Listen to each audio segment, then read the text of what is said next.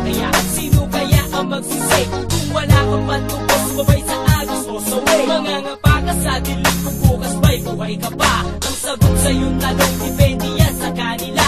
Magdasal, maghintay, magdasal at maghintay. May hindi nakapaghintay, sila'y nag-try, ayun pata. Pag nagbigay ng ransom, palalayain kanila. Bababa uli sila at nahanap ng iba. Ano ba talaga ang ipinaglalaban nyo? Hindi na ba tayo pwede mabuhay na walang takot at tulong?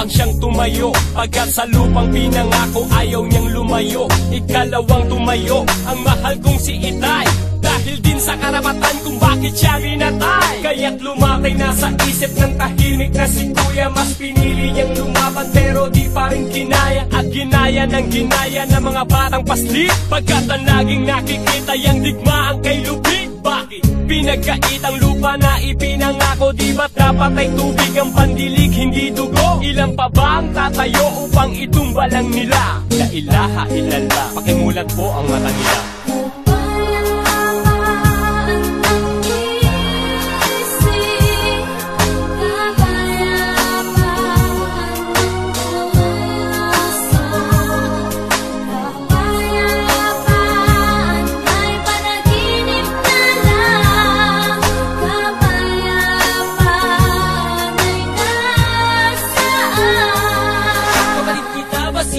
Pero iba prinsipyo mo. Yan, dyan gumugulo ng dahil sa prinsipyo nyo. Tinuring nyo kaming iba, pinaalis sa sariling lupa. Merong mga programa tayo iisang bansa. O sinong nagbigay sa inyo ng mga gamot? Kayo! At sinong nag-alok sa inyo ng pisto? Kayo! At sino ang may hawak na mga titulo at papel? Kayo! At sino ang nagbeta sa inyo ng mga papel? Kayo!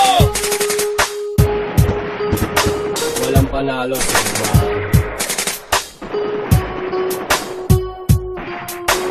Lahat ay talo sa digmaan. Hanggat walang magbibigay, pangarap na lang ang kapayapaan.